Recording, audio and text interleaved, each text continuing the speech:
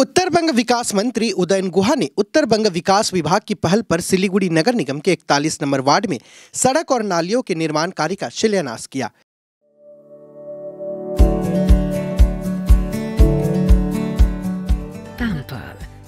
Not just a hospital, but a mother. Siliguri के शारदा शिशु तीर्थ स्कूल के हॉल में आज एक कार्यक्रम का आयोजन किया गया। इस कार्यक्रम में मंत्री के साथ सिलीगुड़ी नगर निगम के मेयर गौतम देव, सिलीगुड़ी नगर निगम के डिप्टी मेयर रंजन सरकार, 41 नंबर वार्ड की वार्ड पार्षद शिविका मित्तल और नगर निगम के अन्य पार्षद और बोरो चेयरमैन उपस्थित थे। रास्ता drain 1200 metre ward number 41 Uttarbanga उन्नयन दफ्तर এই কাজটা শুরু করলো। দুদিন আগেই আরো দুটো ওয়ার্ডে প্রায় 4 কোটি টাকার বেশি কাজের উদ্বোধন শুরু হয়েছে এবং এখন 4 নম্বর ওয়ার্ডে আরেকটি বড় রাস্তার কাজ আমরা আজকে শুরু করব। 20 কোটি টাকা নেট এই ফাইন্যান্সিয়াল ইয়ারে ওটা বিভিন্ন কাজকর্ম আছে। ঘুমারি ব্রিজ আছে, 36 আর 22 ব্রিজটা আছে, বিভিন্ন রাস্তা। পরশুদিন 37 নম্বর 39 নম্বর ওয়ার্ডের কিছু কাজের সূচনা করেছি। আজকে 41 নম্বর ওয়ার্ডের কাজ। আমি সেদিনই শুনেছিলাম যে এই ওয়ার্ডগুলো ডাবগ্রাম ফুলবাড়ির সাথে, যে ডাবগ্রাম ফুলবাড়িতে গত বিধানসভা নির্বাচনের সময় সে গৌতম দেব পরাজিত হয়েছিল।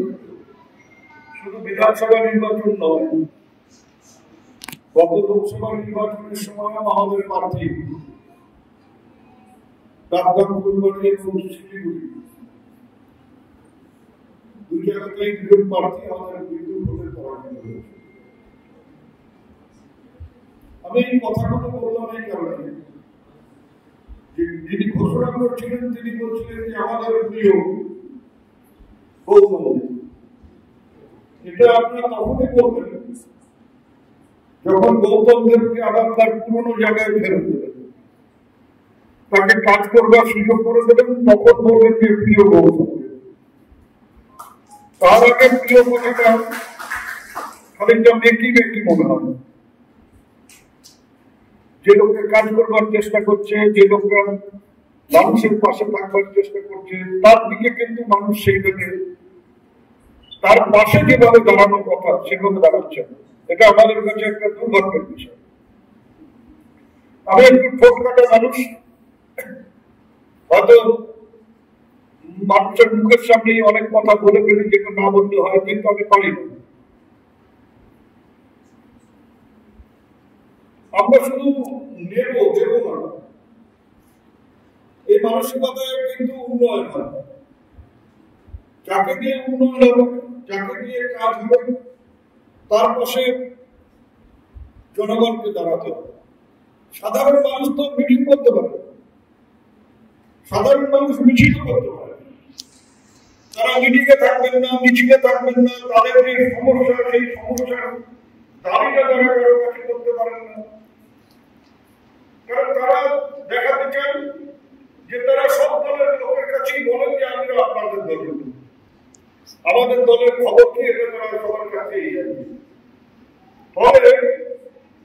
তাহলে আপনি কাজ চাইবেন, তাহলে সেই লোকটাকেই তো আপনার বেছে নেওয়া উচিত। আপনি যখন মিটিং করবেন না, মিছিল করবেন না, তাহলে আপনাকে সেই লোকটাকেই বেছে নেওয়া উচিত যে আপনার কাজ করবেন।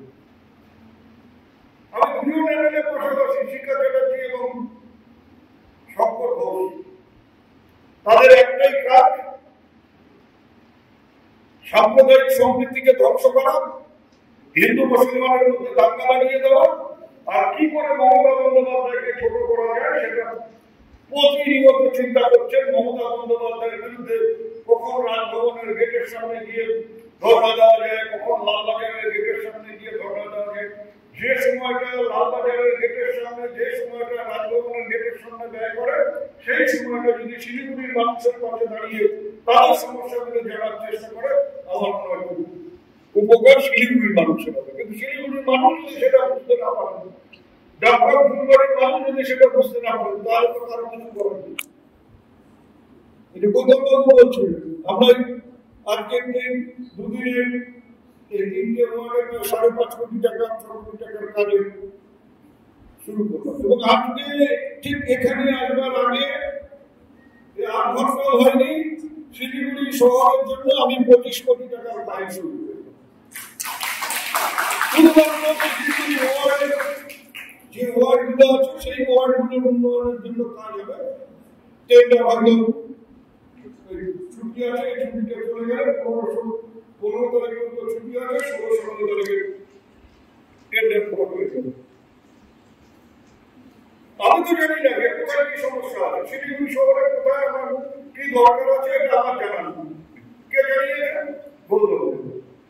তিনি আমার অফিসে গিয়ে আমাকে ফাইল দিয়েছেন যে শিলিগুড়ির জন্য এই কাজগুলো করতে হবে, আমরা সেইভাবে কাজগুলো করছি। সেই লোকটা যদি আপনাদের কাছ থেকে উৎসাহ না পায়, সেই লোকটা যদি আপনাদের কাছ থেকে এই এগিয়ে যাওয়ার সাহসটা না পায়, কাজ করার জন্য প্রেরণাটা না পায়, তাহলে সেই লোকগুলোই তো জয়ী হবে। সেই লোকগুলোই আপনাদের কাছে উৎসাহিত, আপনাদের কাছ থেকে উৎসাহ পাবে, আপনাদের কাছ থেকে প্রেরণা পাবে, যাদের কাজ করার ইচ্ছে নেই, যাদের সরকারকে সবসময় নিচু করবার মানসিকতা, তারা যদি আপনাদের দ্বারা উৎসাহিত হয়, তাহলে কাজটা কিন্তু আস্তে আস্তে কমে যাবে বা এই উন্নয়নটা টিকিয়ে রাখা মুশকিল।